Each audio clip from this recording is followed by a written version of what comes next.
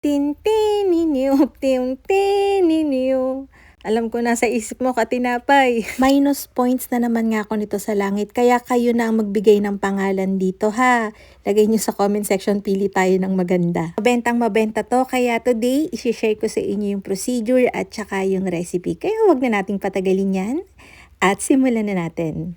Gagamit tayo ng mixer pero pwede din dito ang masang kamay. Dito meron akong 120 grams ng water, 120 grams ng milk, isang pirasong large na itlog, 100 grams ng sugar, 6 grams ng salt. Tapos hinalo ko lang yan para mabilis nang matunaw yung sugar. Mas mabilis kuminis yung dough natin.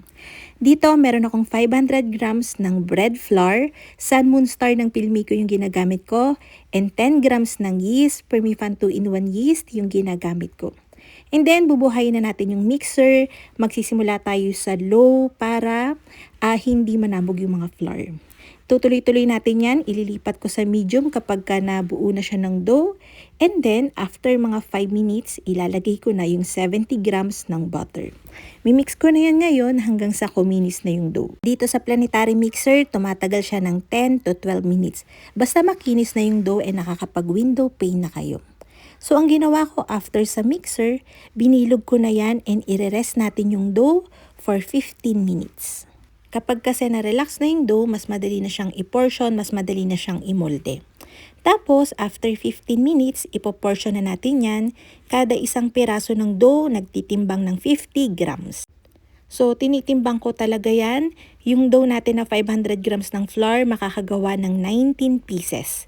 So, after nyan, binilog ko, tapos tatakloban natin ng plastic ulit. I-rest natin to ulit for 15 minutes. After nga ng 15 minutes, gagamit ako dyan ng konting flour pang dust para hindi lang madikit, tapos mas madali tayong makapagmolde. So ayan, fina-flatten ko na yung dough. Yung lapad niyan, sinasakto ko kasing lapad nung ham na gagamitin ko. Huwag kayong gagamit ng ham na mabilis mabitak. Alam niyo yung pag ni-roll nyo, napupunit. Hindi siya maganda. Ibig sabihin pati puro harina na yon. Yung kabilang dulo, pinapanipis ko talaga ng ganyan para hindi bubuka yung pagkakamolde natin. Tapos pinatong ko na yung ham, tsaka natin siya i-roll. Mas maganda kung yung dulo ng ham nyo ay nasa gilid or kaya nasa bottom. Kasi pagka nasa ibabaw yan ng pagkakakatan natin, yung paghihiwaan natin, mukhang sira yung natin, yung molde natin, hindi maganda. Tapos, maghihiwa lang ako dyan ng less than 1 inch. Huwag nyo namang kabuka, masyado siyang lumalapad, hindi rin maganda kapag sobrang lalim nung pagkakahiwa nyo. Tapos, gagamit ako dito ng 6 ounce na cupcake liner or bread liner. Available to sa mga baking store, meron din ito sa online shop. Okay lang din naman na wala nito, maganda lang pag meron para hindi nga bukang-buka yung magagawa natin kapag binake. Itong pagmumolde na to, common to sa mga bakery kapag hindi ham cheese, minsan pati cinnamon ginaganito, kaya common to, medyo iba lang talaga yung itsura niya, pero nag-iiba naman yan kapag finished product na. So, pagkakamolde natin lahat niyan, i-rest natin to, ipoproof natin to ng 1 oras or 1.5 oras. Kapag umalisan na siya, magkakrak ako dito ng 1 pirasong itlog, pang egg wash natin. Pero kung ayaw nyo ng medyo mapula-pula, kahit hindi na kayo mag-egg wash, medyo masarap lang siya.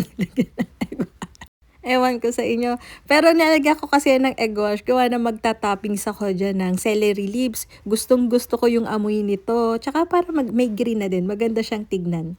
Tapos, chop na red bell pepper. And finally, mag-grate tayo dyan ng quick melt cheese yung ginagamit ko dito. Huwag kayong gagamit dito ng regular cheese. Ang pangit, may sunog-sunog lang.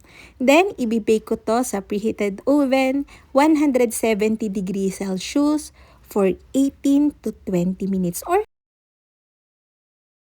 soft and malambot nga to. And masarap talaga siya kasi naninimoy din yung cheese, yung ham, tapos may celery leaves ka pa. Ang bango-bango niyan kapag binibake, promise. Syempre malambot yung tinapay natin and masarap. So, ayun na nga mga kalutong tinapay. Sana'y nagustuhan niyo yung ating video for today. Magkita-kita tayong muli. Ito pong muli ang lutong tinapay. Bye-bye!